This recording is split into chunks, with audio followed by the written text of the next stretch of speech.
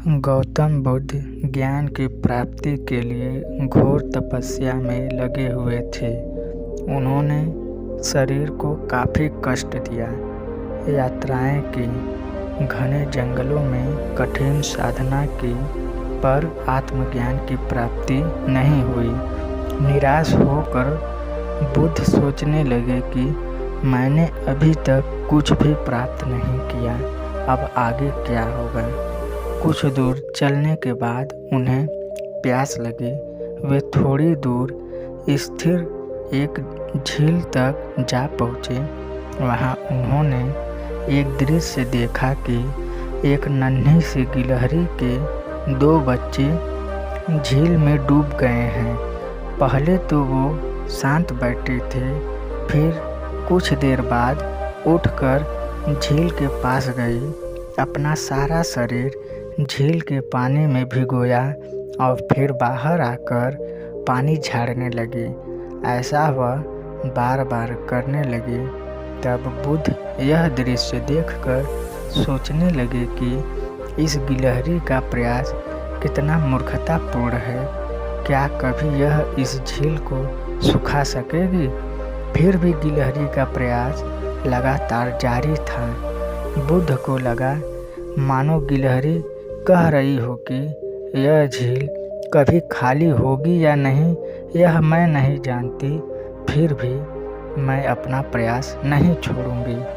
अतः इस छोटी सी गिलहरी ने भगवान बुद्ध को अपने लक्ष्य मार्ग से विचलित होने से बचा लिया।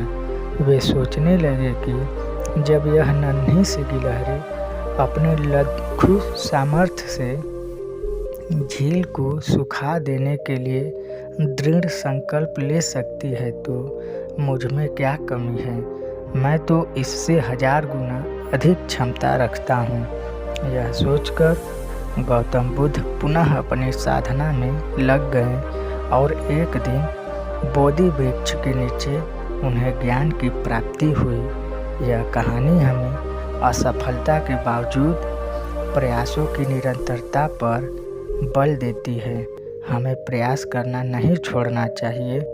एक न एक दिन लक्ष्य की प्राप्ति हो ही जाती है, जैसे गौतम बुद्ध जी को हुआ। एक दिन एक किसान था जिसके 2 बेटे थे। वह बहुत ही आलसी और निकम्मे थे। वह अपने पिता के काम में हाथ बटाने के बजाय आलस किया करते थे और इधर उधर घूमते फिरते थे। तब किसान को अपने बेटों की बहुत फिक्र थी। वह सोचने लगे थे कि मेरे मरने के बाद इनका क्या होगा। यह अपने पेट कैसे भरेंगे और अपने परिवार को कैसे संभालेंगे। तभी एक दिन किसान की हालत बहुत ही नाजुक एवं गंभीर हो गई। कहने का मतलब कि किसान मरने की हालत में था। तभी किसान ने अपने दोनों बेटों को बुलाकर उनसे कहा कि हमारे खेत में एक खजाना गड़ा हुआ है, लेकिन वह किस जगह है उसकी जानकारी मुझे भी नहीं है, लेकिन खोजने पर यह खजाना तुम्हें मिल जाएगा। इतना कहकर किसान मर गया। तभी खजाने की खबर सुनकर दोनों बेटों के मन में लालच आ गया और वह दोनों खेत पर चले गए और खेत को खोदने लगे। खजाने के लालच में कुछ ही दिनों में पूरा खेत को खोदने के बाद वह घर जाकर बैठ गए और वह दोनों अपने पिता को कोसने लगे। इसी तरह कुछ महीने बीत गए और किसानों की तरह किसान के बेटों ने अपने खेत में बीज बोने शुरू कर दिए। वर्षा का पानी पाकर वह बीज अंकुरित होने लगे। देखते ही देखते खेत हरियाली से लहलहाने लगा। ऐसा देखकर किसान के बेटे बहुत खुश हो गए। उनको समझ आ गया कि परिश्रम ही सच्चा धन होता है और वह उसी तरह से अपने पिता के शब्दों का मूल भी समझ गए और अपने काम काज में लग गए। यही कहानी आज हम सबकी भी है।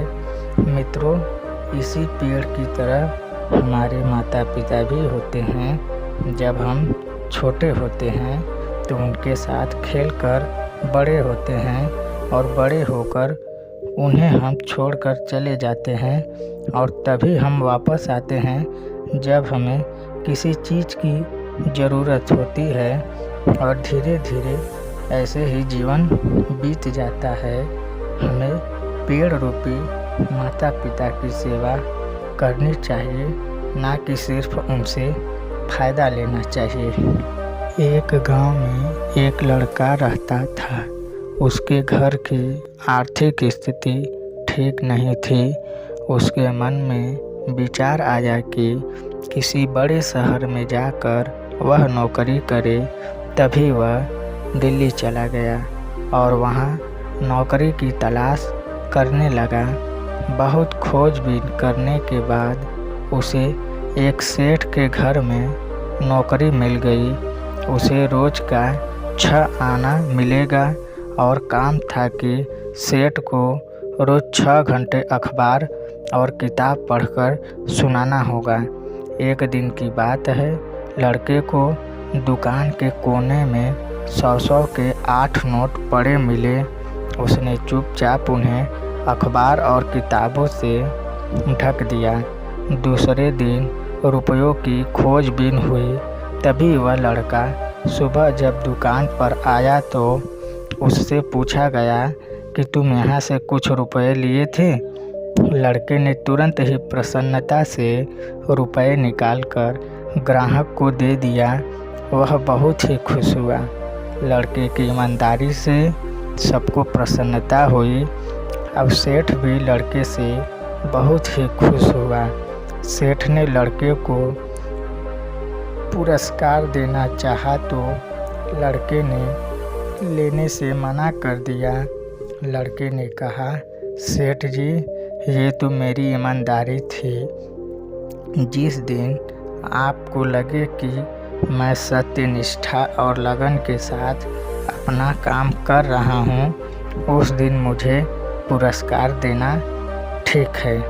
तब सेठ को समझ में आ गया कि लड़का मेहनती है, वह पैसों का लालची नहीं है।